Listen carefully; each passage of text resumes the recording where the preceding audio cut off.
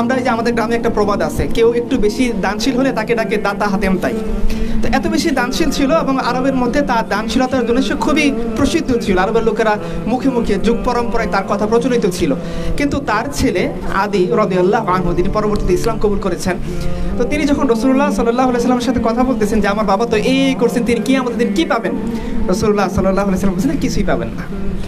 মানে তিনি দানশীলতার ক্ষেত্রে একজন প্রবাদ পুরুষ, যার কথা যুগের পর যুগ চলে আসছে, কিন্তু তিনি আল্লাহর কাছে কিছুই পাবেন। কেন পাবেন না?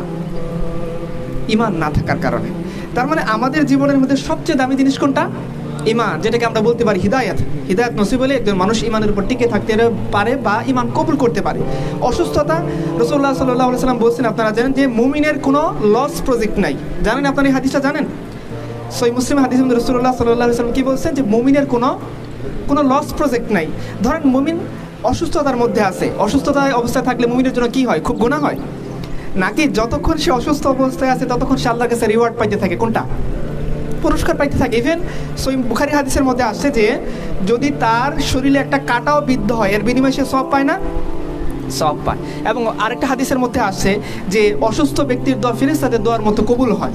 আচ্ছা, তার মানে অসুস্থ অবস্থায় থাকা, একটু রুগ্ন অবস্থায় থাকা, দরিদ্র অবস্থায় থাকা, বা সমাজের থেকে একটু স্ট্যান্ডার্ড নিচে থাকা, নিম্নবিত্ত বা আরও নিম্নবিত্ত হয়ে যাওয়া, দরিদ্র হালতে থাকা, অসহায়ত্বের মধ্যে থাকা, মজলুম অবস্থায় থাকা, এগুলো কোনোটাই আমার জন্যে দুঃখের কারণ না, লসের কারণ না। বরঞ্চ আমার জন্য সবচেয়ে বড় লসের কারণ কোনটা?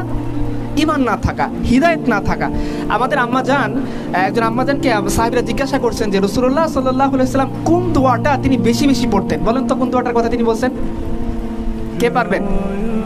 যিনি পারবেন তার জন্য একটা হাদিয়ার ব্যবস্থা থাকবে আমার তরফ থেকে। বলেন, আপনি আগে হাত উঠেছেন, বলেন। হ্যাঁ বলেন। সাব্বিত কলবি, ঠিক আছে ইনশাআল্লাহ। আমি আপনাকে স্পেশালি হাদিয়ার ব্যবস্থা করবো ইনশাআল্লাহ। তো দেখেন রাসূলুল্লাহ সাল্লাল্লাহু আলাইহি ওয়াসাল্লাম কোন দোয়াটা বেশি বেশি পড়তেছেন? ইয়া মুকাল্লিবাল কুলুব সাব্বিত কলবি আলা দীক। আচ্ছা, আপনারা বলেন যে এটাও কি সম্ভব যে কোনো নবী ঈমানের পথ থেকে বিচ্যুত হয়ে যাবে?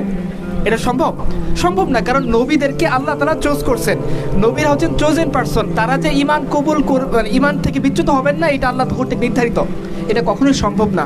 তাহলে আল্লাহ রাসূল সাল্লাল্লাহু আলাইহি ওয়াসাল্লাম এই দোয়াটা কেন বেশি বেশি পড়তেছেন? কেন? তার জন্যে না আমাদের জন্যে? আমাদেরকে শেখানোর জন্য যে দেখো, তোমার জীবনের সবচেয়ে বড় দামি নিয়ামত হচ্ছে ঈমান, হিদায়াত এবং ঈমানের উপর অটল থাকা। তো তুমি, এবং এইটা এমন একটা গুরুত্বপূর্ণ জিনিস যে দুনিয়ার কোনো মানুষকে আল্লাহ সুবহানাহু ওয়া তাআলা এটা টিকিয়ে রাখার জিম্মাদারি দেন নাই। না এনএসএ এর কাছে আছে, না সিটিটিসির কাছে আছে, না কোনো ইমাম সাহেবের কাছে আছে, না কোনো ইমাম মুয়াজ্জিনের কাছে আছে, না মাদ্রাসার কোনো মুহতামিমের কাছে আছে। সে এইটার একমাত্র কর্তৃত্বের মালিকানা কার হাতে? আল্লাহ তাআলার হাতে। এবং হিদায়াত কে পাবে? এটা কে সেট আপ করেন? আল্লাহ সুবহানাহু ওয়া তাআলা সেট আপ করেন। এবং রাসূলুল্লাহ সাল্লাল্লাহু আলাইহি ওয়াসাল্লাম আরেকটা হাদিসের মধ্যে বলেছেন যে আদম সন্তানের কলব আল্লাহ সুবহানাহু ওয়া তাআলা 2 আঙ্গুলের মাঝখানে, তিনি যখন চান এটাকে কি করেন? ঘুরিয়ে দেন। তার মানে হেদায়েত কে পাবে, কে হেদায়েত থেকে বিচ্যুত হবে, কে হেদায়েতের পথে অটল থাকতে পারবে, কে পারবে না, এটা কে ঠিক করেন? আল্লাহ সুবহানাহু ওয়া তাআলা ঠিক করেন। এবং আল্লাহ রাসূল বারবার বলছেন কি এটা হচ্ছে দুনিয়ার সবচেয়ে বড় নিয়ামত, যেটা আল্লাহ সুবহানাহু ওয়া তাআলা এজ এ বান্দা হিসাবে, মানুষ হিসাবে কোনো মানুষকে তিনি দান করে থাকেন। একটা ঘটনা বলি, তাহলে বোঝা যাবে যে ব্যাপারটা আসলে কতটা ফজিলতপূর্ণ বা কতটা দামি। হ্যাঁ, ধরেন আপনারা জানেন রাসূলুল্লাহ সাল্লাল্লাহু আলাইহি ওয়াসাল্লামকে একজন ব্যক্তি ছিলেন যিনি ঈমান কবুল করেননি, কিন্তু তিনি রাসূলুল্লাহ সাল্লাল্লাহু আলাইহি ওয়াসাল্লামকে সাহায্য করেছেন। তার নাম কি? আবু তালিব, রাসূলুল্লাহ সাল্লাল্লাহু আলাইহি ওয়াসাল্লামের চাচা। উনি যেদিন মারা যাচ্ছেন, আল্লাহ রাসূল তো বারবার তার সাথে কথা বলছেনই। তিনি যখন মারা যাচ্ছেন তার অসুস্থ অবস্থায় কুরাইশরা আসে তার সাথে কথা বলতে। কেন আসছে? কুরাইশদের মূল টার্গেট ছিল যে তাকে রাসূলুল্লাহ সাল্লাল্লাহু আলাইহি ওয়াসাল্লাম থেকে বিচ্যুত করে দেওয়া। তিনি যে ঈমান কবুল না করেও রাসূলুল্লাহ সাল্লাল্লাহু আলাইহি ওয়াসাল্লামকে পলিটিক্যাল আশ্রয় দিয়ে রাখছেন, এটা থেকে বিচ্যুত করে দেওয়া, যাতে সে তাকে বলে যে না ঠিক আছে, আমার ভাতিজার সাথে আমার কোনো সম্পর্ক নেই, তোমরা যা খুশি তার সাথে করতে পারো। কারণ তিনি তখনও পর্যন্ত মক্কার সবচেয়ে বয়োজ্যেষ্ঠ নেতাদের একজন। আচ্ছা, তো এই জন্য কাফিররা গেছে যে লাস্ট পর্যন্ত একটু তাশকিল করবে যে যাতে তার সাথে তার ভাতিজার সম্পর্কটাকে ছিন্ন করা যায়। রাসূলুল্লাহ সাল্লাল্লাহু আলাইহি ওয়াসাল্লাম উনিও যখন শুনলেন যে তার চাচার অন্তিম অবস্থা ঘনিয়ে আসছে, তো তিনিও আসছেন। তার চাচার শিওরের পাশে আল্লাহ রাসূল সাল্লাল্লাহু আলাইহি সাল্লাম বসা, আবু তালিবের শিওরের পাশে, এবং অপরদিকে মক্কার কুরাইশরা বসা। কুরাইশের টপমোস্ট লিডাররা হাজির, আবু জেহেল, উতবা, শাইবা, ওয়ালিদ ইবনে মুগীরা, এরা সবাই এসছে। এরা সবাই বুদ্ধিজীবী, মক্কার টপমোস্ট মোচওয়ালা বুদ্ধিজীবীদের মতো ওরাও বড় বড় বুদ্ধিজীবী, এবং এদের কারো কারো 4টা-5টা পিএইচডি ডিগ্রি আছে। আবু সুফিয়ানের প্রায় 4টা-5টা পিএইচডি ডিগ্রি ছিল।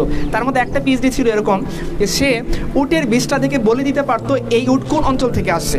সে এই নক্ষত্র গ্রহ পর্যবেক্ষণ করে বলে দিতে পারতো, বৃষ্টির আবহাওয়াবিদ ছিল আর কি, ফসল কেমন হবে এগুলো বলতে পারতো, কৃষিবিদ ছিল। এরকম কয়েকটা পিএইচডি ডিগ্রি তার কাছে ছিল। ওয়ালিদ ইবনে মুগীরা, সে একদিকে যেমন কূটনীতিবিদ, অপরদিকে সে আবার বড় কবি, এবং রাসূলুল্লাহ সাল্লাল্লাহু আলাইহি ওয়াসাল্লাম সে কথা বলতে গিয়ে সে নিজে ধরা খেয়ে গেছে। আচ্ছা, এরকম তো আছে। আর আবু জেহেলকে তো আবুল হাকামই বলা হয়তো। তো মক্কার টপমোস্ট বুদ্ধিজীবীরা গেছে আবু তালিবের কাছে কথা বলার জন্য, শেষ মুহূর্তে তার একটা কথা এখন দলিল হয়ে থাকবে। তো কোনোভাবেই সে যেন তার ভাতিজা মুহাম্মদের দিন দ্বারা প্রভাবিত না হয়, এই ব্যাপারটা কনফার্ম করার জন্য তারা গিয়ে শেষ মুহূর্তে তোমাকে তশকিল করতেছে। এবং রাসূলুল্লাহ সাল্লাল্লাহু আলাইহি ওয়াসাল্লাম নিজে দাওয়াত দিচ্ছেন, শুধু বলতেছেন, দেখুন চাচা, আপনি শুধু একবার বলেন লা ইলাহা ইল্লাল্লাহ, এছাড়া আমি আপনাকে কিয়ামত দিন সুপারিশ করতে পারবো না। বারবার আল্লাহ যখন বলতেছিলেন, ওই পাশ থেকে আবু জেহেল বলতেছিলেন ভারী তো বিপদ, এখন যদি সে দিন কবুল করে ফেলে তো আমাদের তো অবস্থা খারাপ। তো তখন সে আবু তালেবকে উস্কে দেওয়ার জন্য আবু জেহেল বলতেছে যে, হে মক্কার সবচেয়ে বয়োজ্যেষ্ঠ সম্মানিত ব্যক্তি, কুরাইশদের মাথার মণি, আপনি কি আপনার মৃত্যুর মুহূর্তে, মৃত্যুর ভয়ে আপনার বাপ দাদাদের ধর্ম ছেড়ে আপনার এই ভাতিজার ধর্ম গ্রহণ করবেন? আবু তালিব এই কথা দ্বারা প্রভাবিত হয়ে গিয়েছে এবং সে আল্লাহ রাসূল সাল্লাল্লাহু আলাইহি ওয়াসাল্লামের দিন কবুল করতে পারেনি। এই যে দেখেন, রাসূলুল্লাহ সাল্লাল্লাহু আলাইহি ওয়াসাল্লাম যেদিন থেকে নবুয়ত অ্যানাউন্স করেছেন, আল্লাহ রাসূল তো রূহের জগৎ থেকেই নবী, তাকে তো সিলেক্ট করা হয়েছে আগে। প্রত্যেকটা নবীকেই তো আমাদের তাকদীর তো আল্লাহ সুবহানাহু ওয়া তাআলা আগে লিখে রেখেছেন। আচ্ছা, কিন্তু অফিসিয়ালি যখন তিনি অ্যানাউন্স করছেন যে আমি নবী, আমি দাওয়াতি কাজ করতেছি, তোমরা এই বাক্যের দিকে আসো, লা ইলাহা ইল্লাল্লাহ পড়ো, তখন থেকে নিয়ে মৃত্যু পর্যন্ত যে লোকটা, যে কাফের সবচেয়ে বেশি রাসূলুল্লাহ সাল্লাল্লাহু আলাইহি ওয়াসাল্লামকে সহায়তা করেছে, তার নাম কি? আবু তালেব। কিন্তু এই লোক ঈমান কবুল করেনি, হিদায়াত তার কপালে নসিব হয়নি। না হওয়ার কারণে কি হবে, এত আমল, যেমন দেখুন মক্কায় তখন আল্লাহ রাসূলের কোনো আশ্রয় নাই। যে গুটি কয়েক ব্যক্তির কাছে তিনি আশ্রয় পান, তাদের মধ্যে অন্যতম হচ্ছেন আবু তালেব। কিন্তু এই ব্যক্তি যখন মারা যাবে, আল্লাহ সুবহানাহু ওয়া তাআলা তাকে কোনো রিওয়ার্ড দেবেন না, এবং তার জন্য কি বরাদ্দ থাকবে? জাহান্নামের সর্বনিম্ন শাস্তি। সর্বনিম্ন শাস্তিটা কি? এটা আপনারা জানেন যে পায়ের মধ্যে আগুন লাগিয়ে দেওয়া হবে, জাহান্নামের মাথা মগজ টকবক করে ফুটতে থাকবে, এই সর্বনিম্ন শাস্তি সে পাবে। কিন্তু এটা কি আসলে সর্বনিম্ন? মানে খুব মজার, তাই না? মানে ধরেন মাথার মধ্যে টকবক করতে থাকবে, কফি একটা বসাই দিবেন, কফি ফুটতে থাকবে, আপনি কফি খাইতে থাকবেন, এরকম না? খুব মজার না? মজার না। জাহান্নামের শাস্তি, আগুন কত গুণ উত্তপ্ত, দুনিয়ার আগুন হচ্ছে কত গুণ বেশি। তো এই শাস্তি সে পাবে, কিন্তু সে তো সারা জীবন অনেক ভালো ভালো কাজ করছে, কেন সে শাস্তি পাবে? হিদায়াত তার নসিব হয়নি। এবং দেখো রাসূলুল্লাহ সাল্লাল্লাহু আলাইহি ওয়াসাল্লাম যখন মৃত্যুর ওই মুহূর্তে পিরাপিরি করতেছিলেন যে চাচা তুমি একবার বলো লা ইলাহা ইল্লাল্লাহ, একবার বলো, নয়তো আমি তোমাকে কিয়ামত দিনে শাফায়াত করতে পারবো না, আল্লাহর কাছে তোমার জন্য আমি কোনো সুপারিশ করতে পারবো না, বলতে পারবো না যে আমার চাচা তুমি তাকে মাফ করে দাও। তখন ওই মুহূর্তে আবু তালিব ঈমান কবুল করেনি, সে বেঈমান অবস্থায় দুনিয়া থেকে চলে গেছে, তাকে আল্লাহ সুবহানাহু ওয়া তাআলা হিদায়াত দেননি, তার কপালে হিদায়াত লিখে রাখেননি।